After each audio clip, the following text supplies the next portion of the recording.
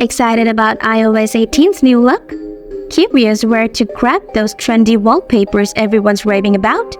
No worries, we've got you covered with this easy guide on how to access the latest iOS 18 wallpapers on your iPhone.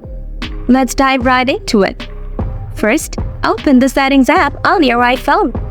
Scroll down a bit. Next, tap on Wallpaper.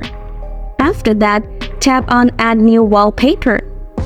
Now, scroll down until you spot iOS 18 in the list. Once you find it, select your favorite wallpaper. Then, tap Add in the upper right corner. Finally, tap Set as Wallpaper. Voila! You have successfully found and set up the new iOS 18 wallpapers.